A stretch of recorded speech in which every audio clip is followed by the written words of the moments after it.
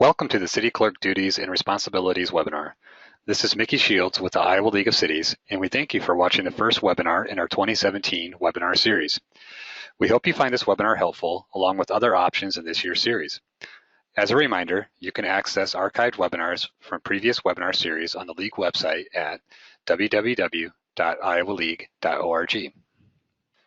Before we get started, I wanted to first thank the League's endorsed programs for their continued support of city governments and the League.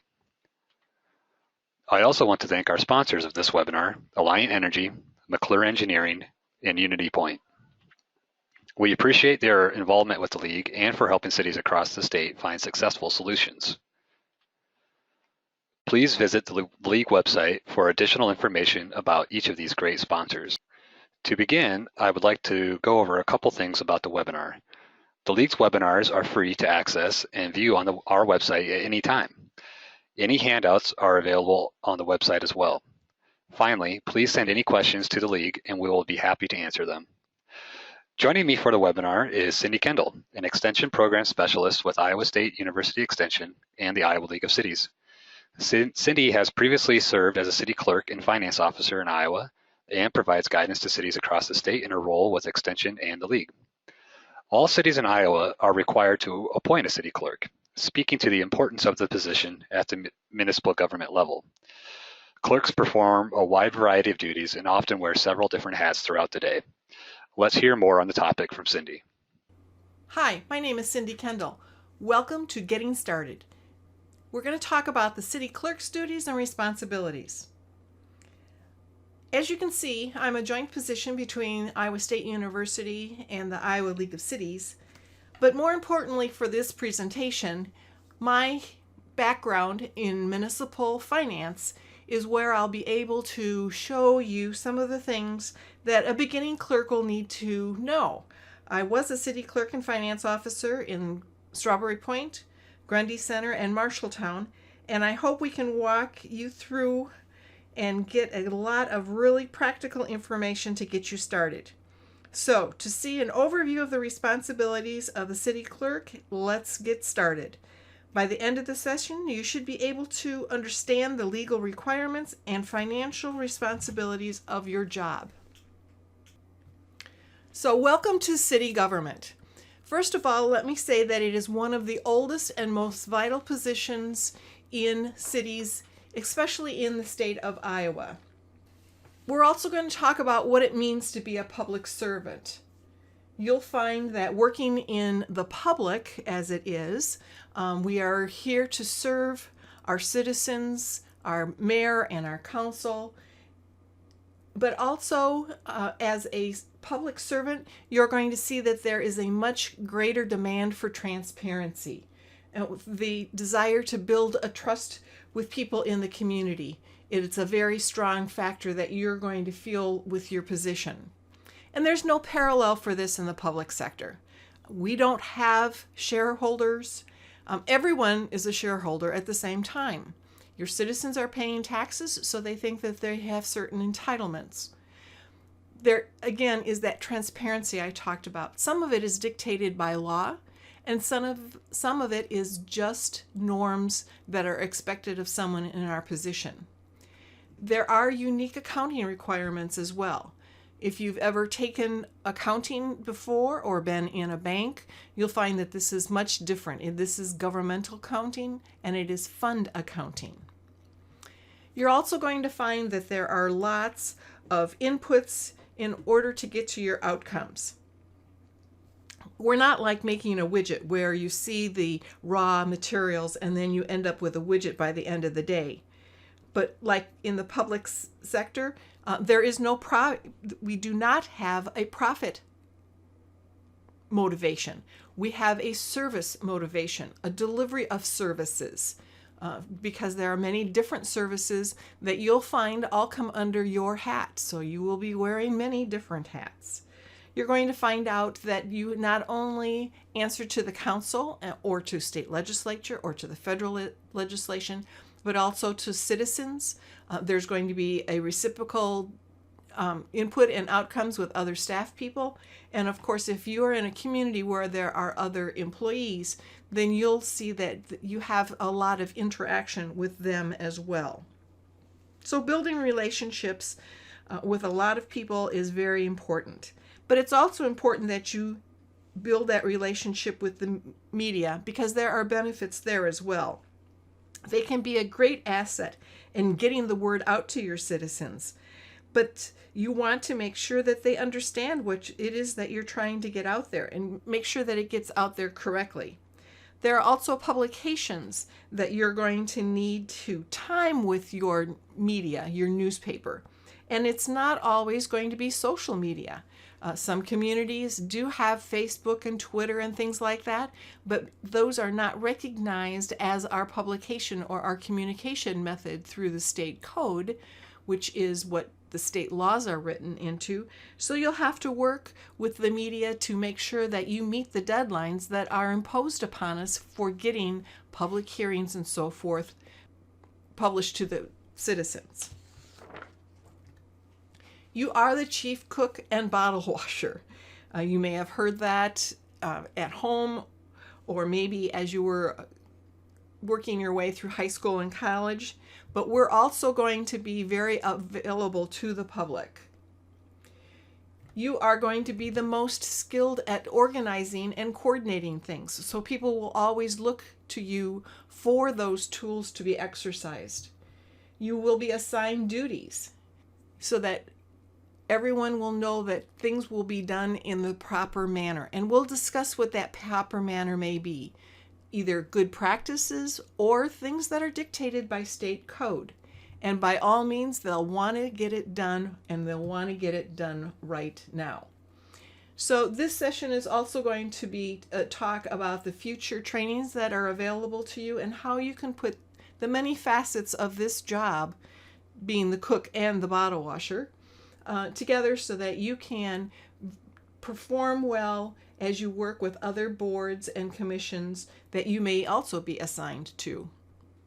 So here's what we're going to cover. We're going to talk about federal, state, and local laws. Some of the laws at the local level will be a little bit stricter than the state or federal, but they can never conflict with the state or federal. And we'll go into that in more detail.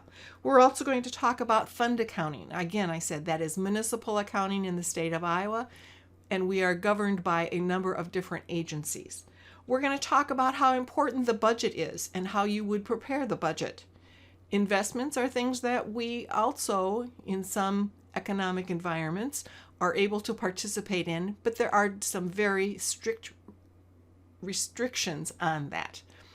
We're going to learn how to play it safe, because there are always ethical questions, things that may feel a little bit gray, but on the other hand, we always have to play it safe.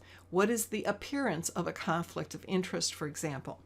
We're also going to see about the ethics that are imposed through the Ethics and Campaign Board, and talk about other aspects of your job. One of the things that we're going to refer to is the Handbook for City Clerks and Finance Officers in Iowa, which is available through the Iowa League of Cities. It is not mandatory that you have that to understand the training session that we're going to go through, but it would be helpful because it's a great resource. So first of all, those federal requirements. There are laws that create mandates on us, things that we have to do. The Fair Labor Standards Act, for example, is very important, and it will tell you about whether or not someone is to be an hourly employee or if they're eligible for overtime. The Family and Medical Leave Act is also a federal law, which requires us, if you have 50 or more employees, to exercise certain allowances for an employee should there be a related family member who is sick, for example. Federal requirements are also attached in the form of strings because they have many grants. But on the other hand, those grants have very strict stipulations. And so you'll need to know what those stipulations are or what those strings are in order to know how to account for them, in order to make sure that you are following the guidelines of the grant contract. You'll have to read that contract to find out all of those things, because each grant is going to have its own requirements. It's not like you can apply the restrictions on one grant to all other grants. Each grant will have its own little set of strings. In the area of state laws and mandates, again, the state legislature sets those boundaries for us. Some of those boundaries include the job descriptions for a city clerk. For example, in Iowa Code Section 380.7, the requirements for some of the city clerk to take minutes and what actions of the council are to be included in those minutes. When do those minutes have to be published? All of those kinds of things, which we will talk about in greater detail later, are all drawn out for us in the state law. They are mandates. Some of our accounting methods and our reports are also mandates. Certain state agencies will give you forms that you have to fill out in a certain way. So you want to make sure that your accounting falls in line with those reports so that you aren't doing a lot of extra work. The City Finance Committee, working with the Department of Management, provides those budget forms, and you'll find out that those are associations that you can work with questions that you might have on it. Another one is our open meeting and open records law. That is Chapter 21 and 22 in the state code. The Auditor of State also provides the annual financial report. So those are things that we have to do. And what happens if we don't do them? The city may not be able to collect taxes. The city may not be able to get certain revenues from the state, one of which would be the road use tax. So there are some financial penalties for not doing the state requirements. Now let's look at what may be going on at the local level. The local level is organized in such a way that the city council you have 3, 5, or 7 council people. They're the ones that make the local requirements. They do that through these 3 different methods. An ordinance is the law of the city council. It cannot be in conflict with state or federal law, but on the other hand, it's more permanent in nature.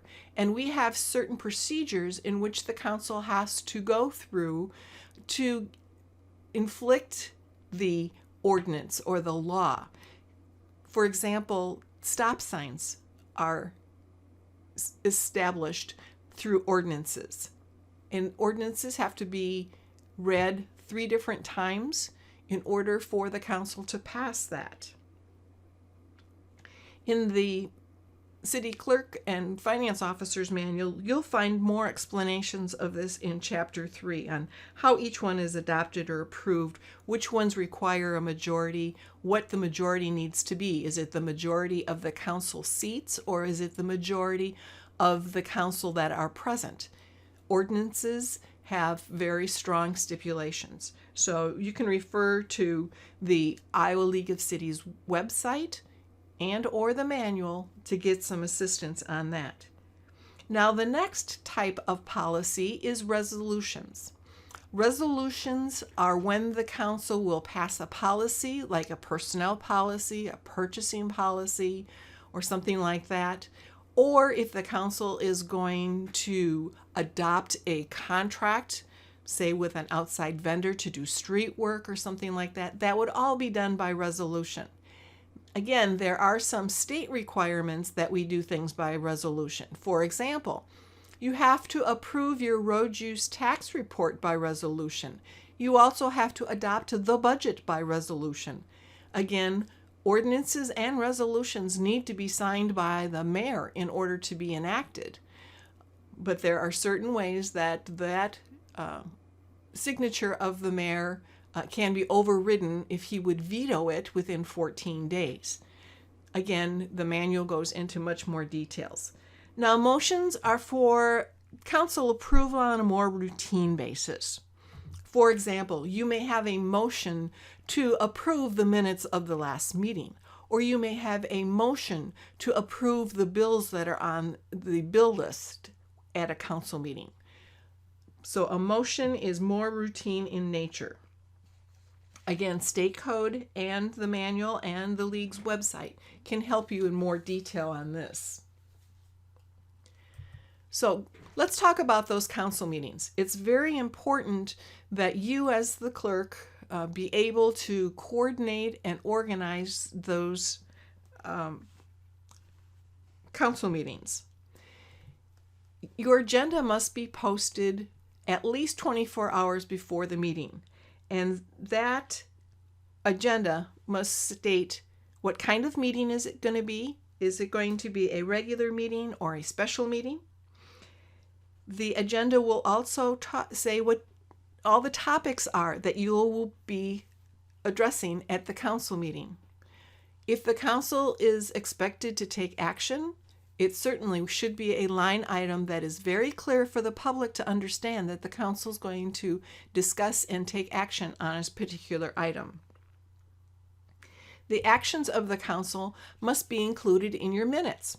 So after the meeting, you're the one that is responsible for writing the minutes, recording all of the actions of the council, and making sure that those minutes are published within 15 days of the council meeting. Not after the council approves the minutes, but 15 days after the council meeting that you are recording. So that's very important. Your minutes must be published if you are 200 or above in population. If you have less than 200, you may post your minutes in 3 different places, and those 3 posting places should be set by ordinance. So if you haven't already been told where those 3 places are, you need to look in the ordinances and see what was established by the council. Usually it is at the clerk's office, at the library, if the mayor has an office, at the mayor's office, or it may be at the fire station, or it may be at the post office, or it may be at the courthouse. Wherever those 3 places are, you can post it if your population is less than 200.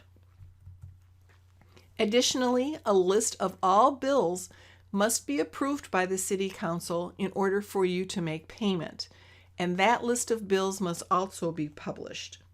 And then you can find that in Iowa Code Section 372.13, paragraph 6.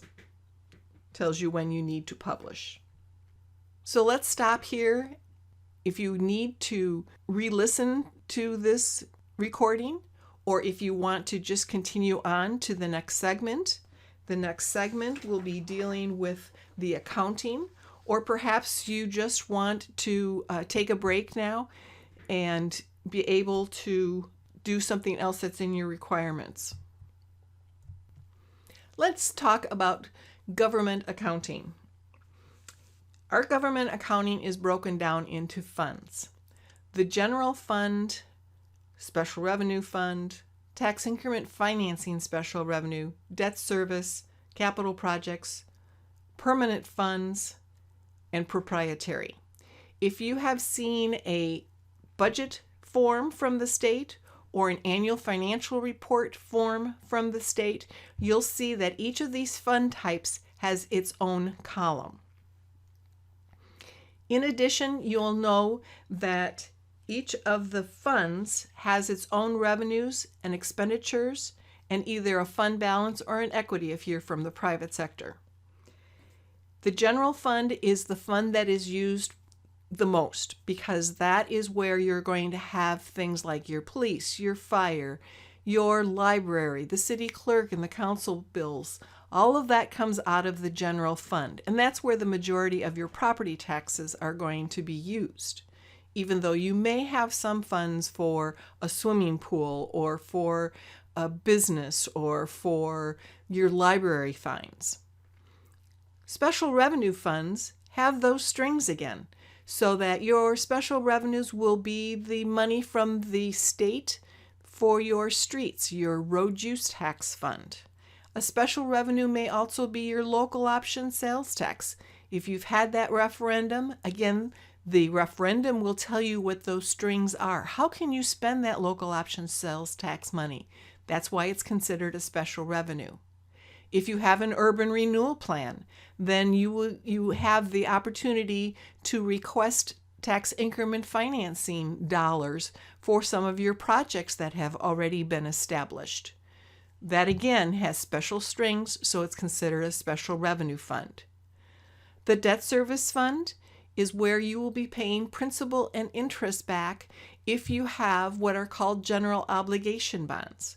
We won't get into a lot of detail here, but through the budget process, you'll see that if you have general obligation loans or bonds, then you will be paying the principal and interest back to the bank or back to the people that you borrowed the money from out of that debt service fund.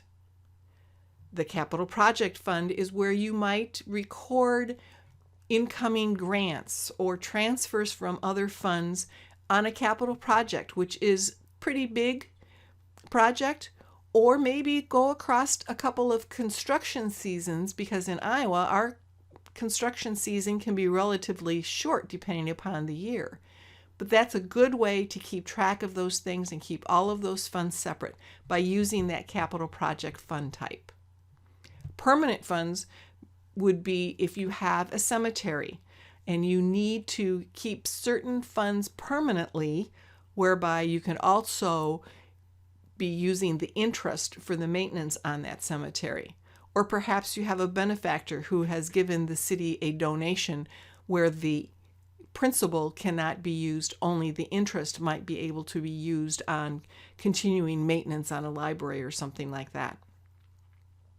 If you have water, sewer, garbage that pays for itself, then you're going to use that last category, which is the proprietary funds.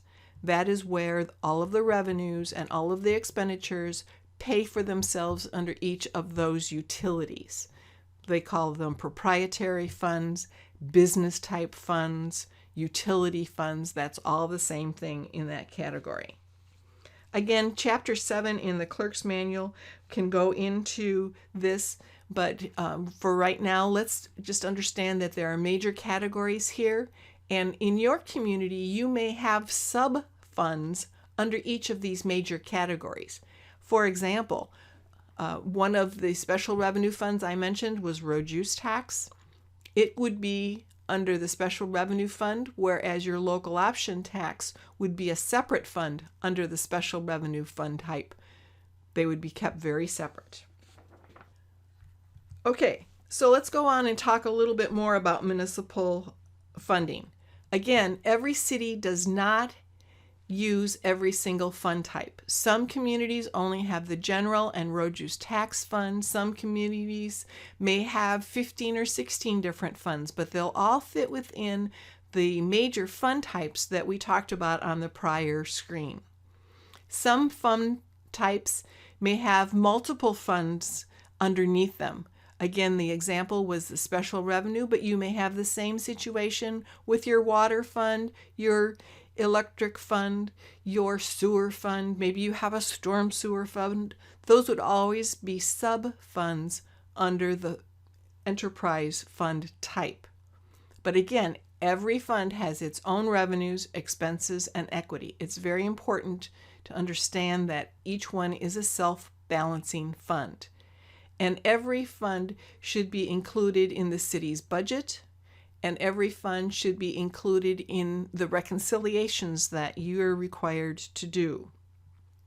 There is one exception, and that would be if you have retirement funds. Very few cities have those left, but that would be something that is not included in the city's budget.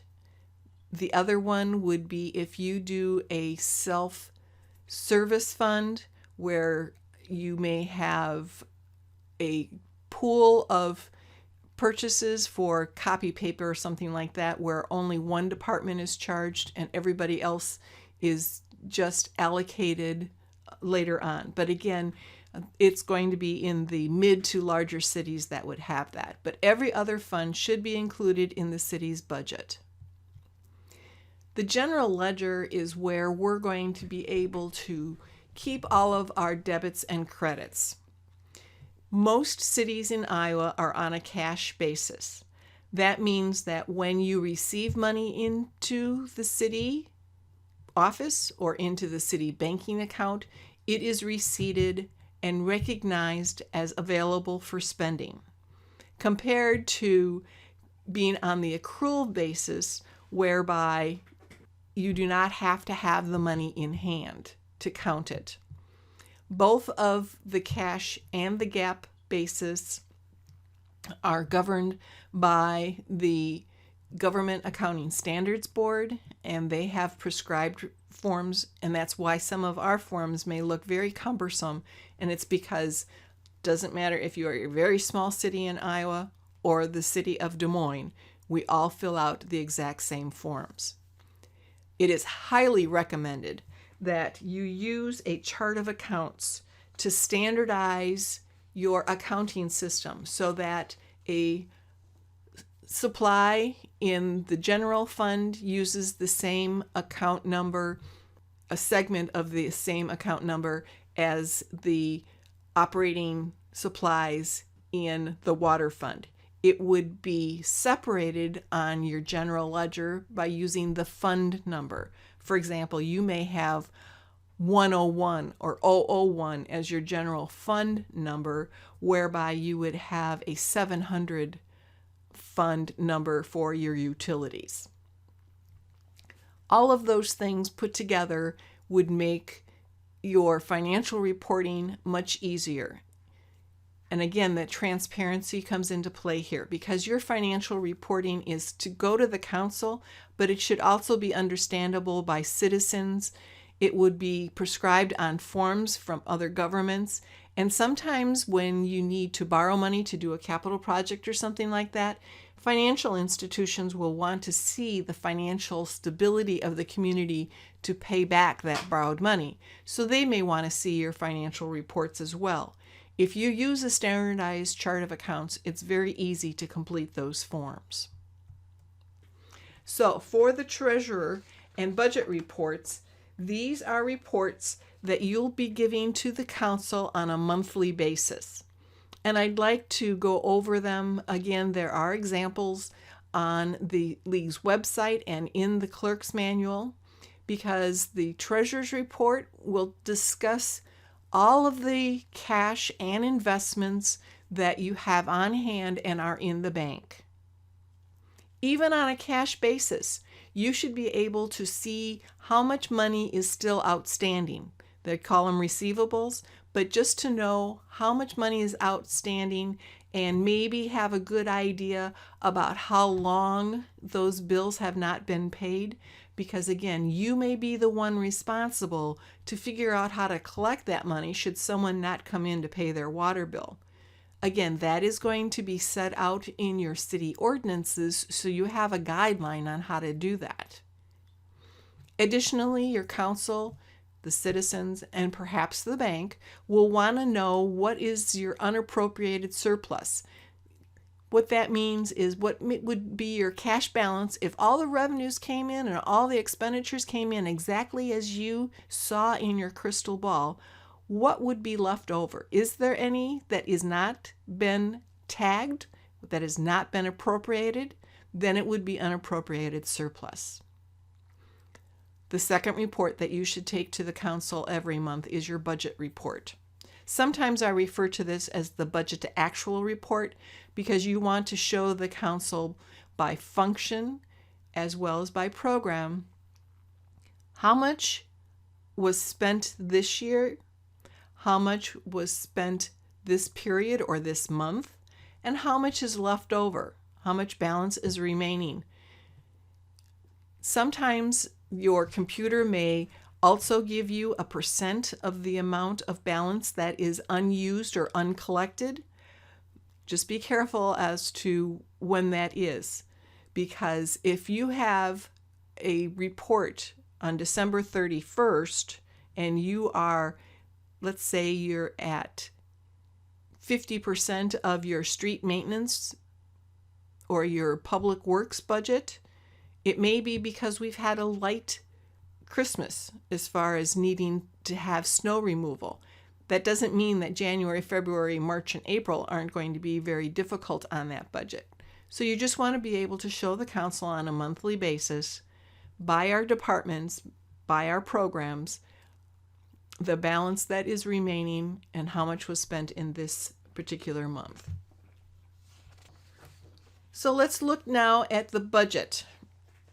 The budget can be seen as a plan in business. They call it a business plan, but it is your opportunity to work with the council to see what their plan is for the community for the next year. Are they going to be able to patch those potholes? Are they going to be able to patch the roof? What is the council's plan? What does the community want to do in the next year? You can gather all of that information as you prepare the budget. It is also the opportunity for the council to control what's going in and out of the city budget. Again, you're going to be giving them those monthly budget to actual reports, and that is their opportunity to look on a monthly basis to make sure that things are going as expected. If they're not going as expected, why are they not going as expected? Is it because it's been a rainy season and that as soon as things dry out, you're going to go back and do that project?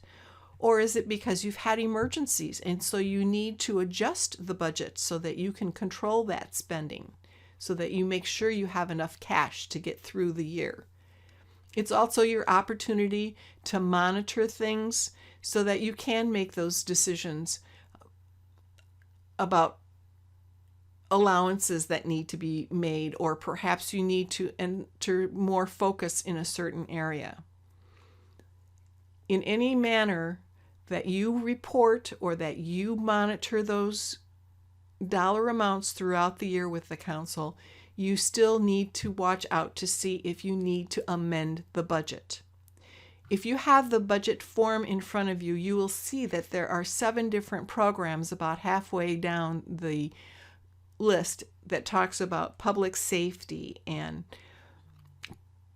public works, general government, those kinds of things. If any one of those particular programs or some of those categories looks like it's getting kind of close to your budget, you may need to amend your budget before you go over. And we'll talk about that in a little bit later. Additionally, there's more information in the City Clerk's Manual or on the League's website. But let's talk about just the cash management. This is how you manage the checkbook, because we want to make sure that you record all revenues in a timely manner. Don't just put the money from the water department bills and the sewer bills in a drawer and say, oh, I'll do that next week. You need to keep those records up to date. You need to get approval for all expenditures. The law says that the council has to approve all expenditures. Now, if you need to be able to issue paychecks because your council only meets on a monthly basis, then the council should pass one of those resolutions that gives you authority to do it. But again, the council will have approved the wages in a wage resolution so that you can include those expenditures at the very next council meeting. You're also going to be able to manage the checks that you write. Maybe you are doing the automatic accounting through the bank to pay the state withholding or the Iowa Public Employee Retirement Systems payment. Those are all required to be done online through your bank. So those ACHs or those wires are going to be seen as money going out, just like a handwritten check would be. So you need to be able to manage those, and you need to be able to reconcile those in a timely manner. And that timely manner means within 30 days. So we want to make sure that if you're coming in and it hasn't been done for a while, that you get the opportunity to get caught up, because getting those things on time is much easier than trying to dig out later. So you want to make sure that that's all part of your cash management process. Part of cash management also includes investments. Now, the state code requires each city to have an investment policy. And that investment policy says who is allowed to do investments, what investments are they allowed to do. Again, the investment policy will talk about the safety of the principal, the need to keep enough of your cash on hand available and the liquidity available so that you can pay the bills in a timely manner. Then and only then are we going to worry about the rate of return.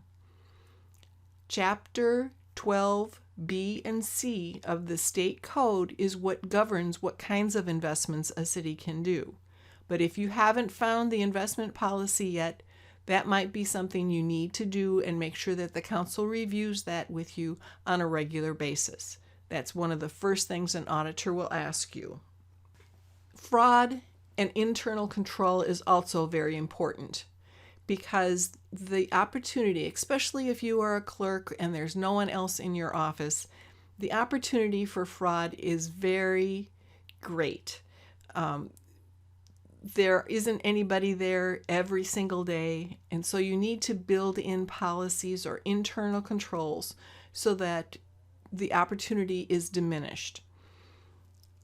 That means that maybe you have a mayor or a city council person that helps by getting a statement from the bank every month, a copy of it at least, so that we know that the amount of money in the bank is indeed the amount of money that you're showing on the reports.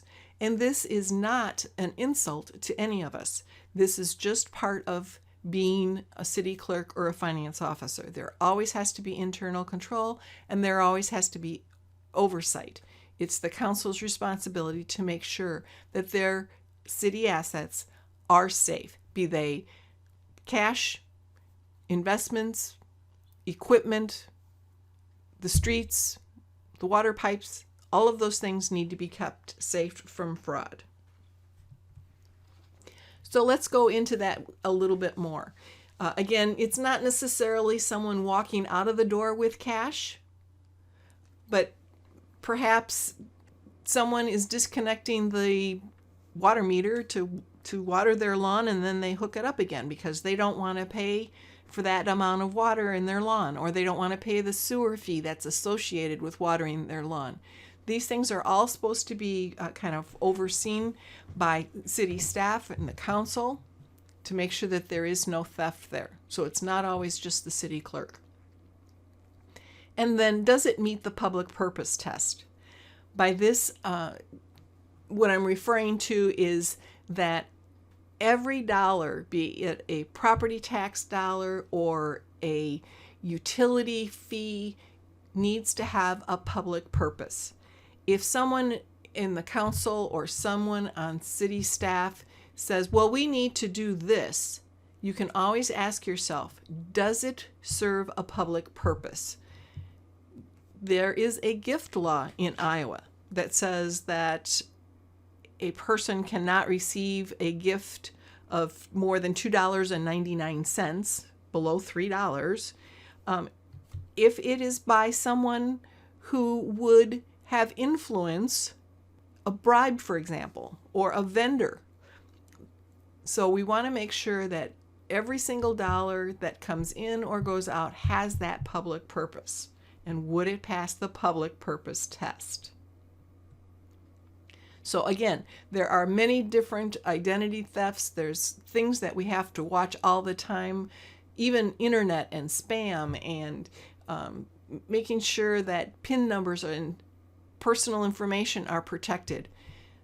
If the city accepts credit cards, we have to make sure that those credit card numbers are secure from theft, be it electronic or otherwise.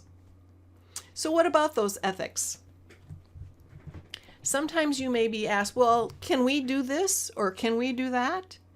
If it smells fishy, it's probably something that you shouldn't be doing. You always want to make sure that it has, again, that public purpose. It's very critical that you can always ask yourself that. Would you want to see what you've just done or what someone else in the city has just done at the front page of the Des Moines Register? Would everybody say, oh, yeah, that's a good thing to do? Or would it be, they shouldn't have done that? What were they thinking? We don't want to see it in the Des Moines Register with a, what are they doing in that community attitude? Is there a conflict of interest? Sometimes your brother-in-law or your mayor's sister, or maybe it is a council person, may have a conflict of interest and would benefit if a certain action was taken on a personal basis. You want to make sure that those conflicts of interest are avoided. In a very small town, you may say, well, the council person owns the hardware store. How are we going to handle that? The state statute allows a certain amount of patronage in that area, but when in doubt, bid it out. It avoids the conflict of interest. Are there related parties that could benefit? Again, is it that brother-in-law that's benefiting? Or is it your husband that's benefiting? Or your adult child that's benefiting? We want to make sure that there's no related benefit. But again, the state does recognize that in a small town, sometimes it's very difficult. One way to avoid that appearance of a conflict of interest or an appearance where a related party would benefit is to do the blind bid. That means you take bids, you ask everyone to submit them in a sealed envelope so nobody has a inside story type of thing. Then you don't have to worry about the conflict of interest. It's already resolved. What are other aspects of the clerk's job? Well, for one thing, the city has to spend money in order to provide those services. So you should have purchasing policies that are in writing, and the council should approve those purchasing policies. When can you make a purchase? Are there certain limits on how much you can spend? Of course, we are assuming that all of these purchases are approved through the budget process. How can you purchase your item? Do you have an account with a local vendor and the vendor will send the city clerk the invoice? Do you have a purchase card? Who can use that purchase card? What kind of things can you purchase with that purchase card or that credit card? Sometimes a city will have a credit card for gas for the vehicles, but that's the only thing the council wants to allow. Some cities do allow a credit card for registration. Again, as long as you have the original documentation, that's a local decision. All of those things should be written in a policy that is approved by the council, and that way you as a clerk or finance officer know how everything is supposed to be done. It's already going to be documented. Capital improvements is another area where we suggest that you do the planning either before or during your budget process. What are going to be considered capital projects? That's what a capitalization policy is. Are your projects going to be anything over $25,000, or does it have to be something over $100,000 before you're going to consider it a separate project? That would include your equipment and buildings as well, because many times the equipment and buildings is going to be a big ticket item. You can't buy a fire engine, for example, for less than probably $100,000. A dump truck is even going to cost you more than that if you buy it new. Infrastructure is another funny word that is used a lot in government accounting.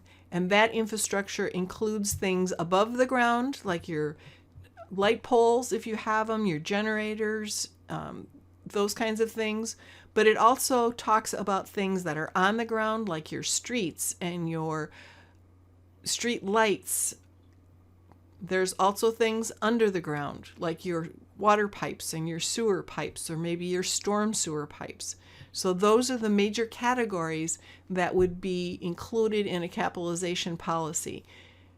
We recommend that a capital improvement plan be approved by the council that is 2 to 3 years out as far as what kind of projects you would like to undertake.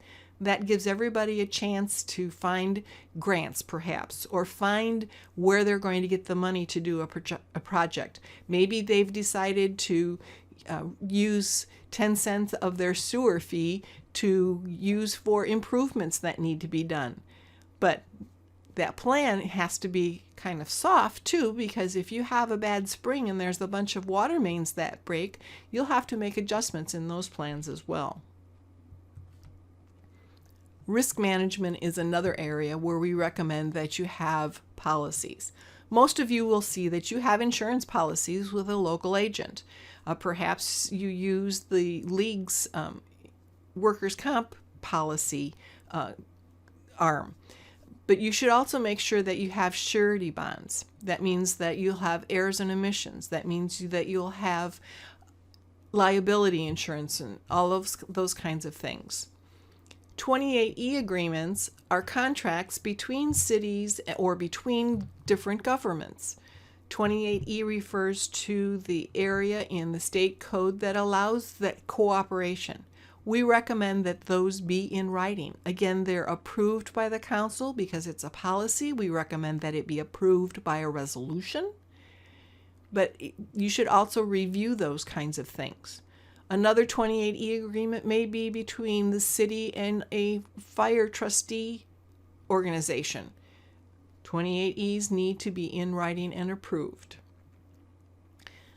The other thing that is beneficial, if you see that you have increases in some of your claims for either workers' comp or for accidents or something like that, perhaps you need to institute a safety program. Many of the insurance carriers can help you set those kinds of programs up, but that is one way to reduce your risk. Now here's a couple of the reports that we have to fill out every year, and just because of the timing of them, you'll feel a large crunch. But if you use that standardized chart of account, if you reconcile on a monthly basis, you'll see that this is in essence just wrapping everything up. But that annual debt report is the first one out of the chute after our fiscal year is over. And again, our fiscal year is from July 1 until June 30. So those reports will always end on June 30. The first one is that annual debt report. That is a report that is filled out online. The state treasurer's office will send you a letter giving you the code that you need to get in there. And they're just looking for the outstanding amount of bonds that you have at June 30.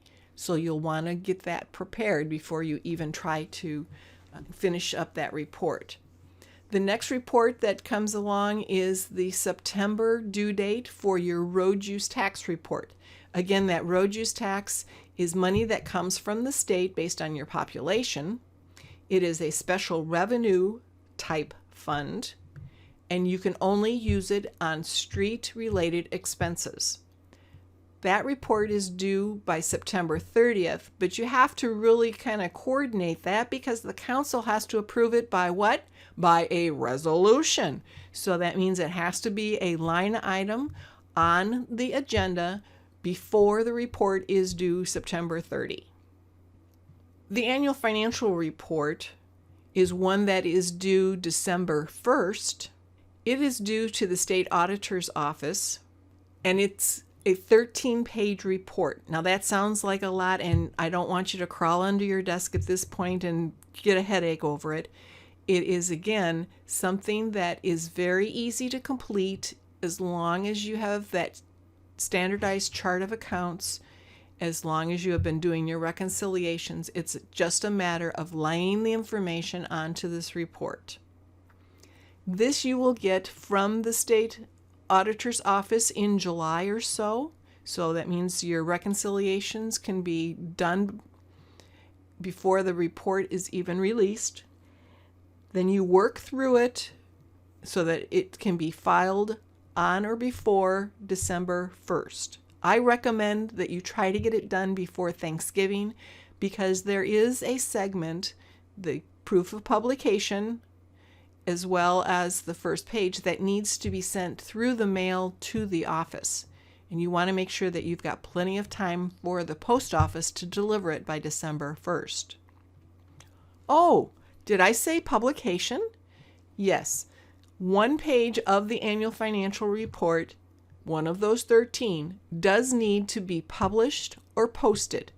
Again, that 200 in population benchmark is very important. So if you need to coordinate getting the report done, getting it published, getting your proof of publication together so that you can mail it by December 1st, you might need to back it up and make sure that you get this done sometime in October or November. The last one that I have on this list is the tax increment financing report. Now that's because I'm used to that jargon. The report's name is actually the Urban Renewal Report. So urban renewal is the plan, tax increment financing is the dollar mechanism.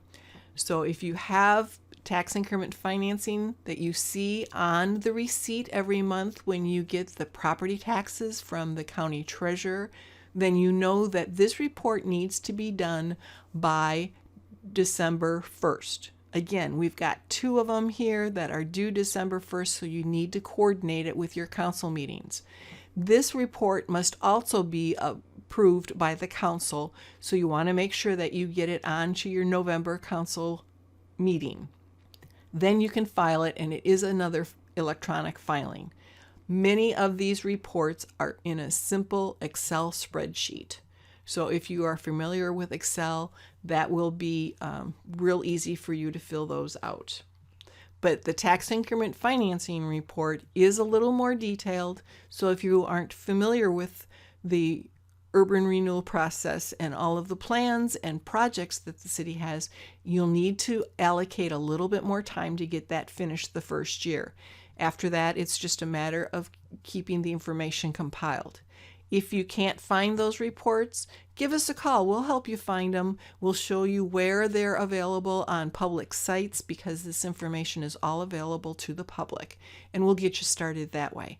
Sometimes when you walk in that office, it's real scary because you don't know where to look first. Give us a call. We'll help you find a calendar and other resources that we're going to talk about. But before we get there, let's talk about audits and examinations. If you're in a community where you have 2,000 people in your community or more, you have to have an annual audit. And that is something that you will be able to get your hands on and see what the audits in the past have looked like. But you'll have to have an audit every year. However, for those cities that do not have that annual audit, in the past, the audits were a little sketchier, but now we know that everyone will have an audit or an examination within a certain time period. But don't worry about it. It's not a dirty word. I mean, there's 5 letters in audit, and there's a whole lot more in examinations. They're a lot softer nowadays. But there is municipal site law that was passed in 2013. These examinations help you understand a little bit more about what's going on and what may be the right way to do things, because maybe the person before you wasn't real sure how to do something and they did what they thought was right, but maybe it wasn't in the right column or it wasn't in the right line item. An audit or an examination can help you understand this on a one-to-one basis. It also helps your credibility, because after you've gone through that, you can feel more confident that you are doing things the way you're supposed to. It's also good for references. If somebody wants to do something and you and your auditor have discussed it through the examination process, you'll say, well, I really don't think that the auditors would let us do that. That's a good reference. You have the auditor to back you up on what needs to be done and what does not go through. And again, it helps you keep things in alignment. It helps you make sure that you can do those reconciliations in a timely manner, that you're not doing things the long way around, that you're doing them as efficiently as you possibly can. So in summary, We have lots of pieces here. Those pieces may seem like they're scattered all over the floor right now as you're trying to put this puzzle together. You may have lots of questions. That's good. We like questions. You know the old adage, there's no stupid question unless it's a question that's not asked. You do have lots of responsibilities.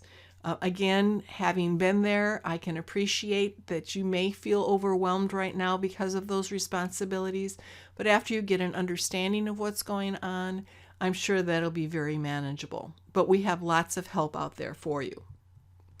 Now here's some training that's available. The Iowa Municipal Professionals Institute is a training program that is sponsored through the Iowa State University Extension each July that has been in place for many, many years. It is specific to the city work that needs to be done. It is things that you can take home and apply immediately. Another organization that you can access is the Iowa Municipal Finance Officers Association. They have 2 meetings a year in October and April, and that is a wonderful time to get together and learn what's new in the law, learn what you can do to make things more efficient in your office. And it's also another opportunity, like the Institute, where you can talk with other clerks and see how they're doing it. You'll find people that are the same population size, or maybe you have the same problem with your utility billing. You'll be able to hook up with those people and get a lot of good information as well. And of course, the Iowa League of Cities is here throughout the year. We have free webinar series now, one of which you're listening to. There are budget workshops. There are 6 budget workshops each year, different locations each year. You will be sent out notices about that. We have small city workshops every June. Again, there's 6 of those that are circulating around the state, and they talk about different topics each year. The league also has an annual conference. Depending upon which year, the location may change because it's a bidding process, but on the other hand, it's another opportunity to get exposure to a number of concurrent sessions that you can choose from, things that are really relevant to you and in your community. In the meantime, if you can't go to one of those training sessions right away, how can you help yourself? Again, the Iowa League of Cities website is always available to you if you're a league member. That's 24/7 availability. On there, you can get a hold of the clerk's calendar, and that clerk's calendar will show you when the reports are due and other important dates for planning purposes. There's also a number of informational web pages that can talk to you about how to do your minutes or how to make sure that your investments are in line. Talks about model policies that are available or investment policies. There's also the City Clerk Finance Officer's Handbook that I referred to that is available through the Iowa League of Cities. If you want a hard copy of the book, then that's a $40 fee, and it's updated about every 2 years. If you are comfortable with an electronic copy, that is only $20. But whichever copy version that you want to purchase, using an electronic link that we will give you, you can get hot links to all of the Iowa code that's discussed in that manual. You can also get links to various models, report samples, some prototypes on resolutions that are all available to you through the purchase of that book. There's also help through the membership services department. All you need there is an email or a call to us, and we'll put you in touch with whichever one is either available or the specialist in that particular area. There's also a mentoring program that we can hook you up with in your area if there's one close where you can give them a call and ask them a question. Maybe they use the same software that you do, so that might be helpful. So who else can help? One of the other assets in your community is the city attorney.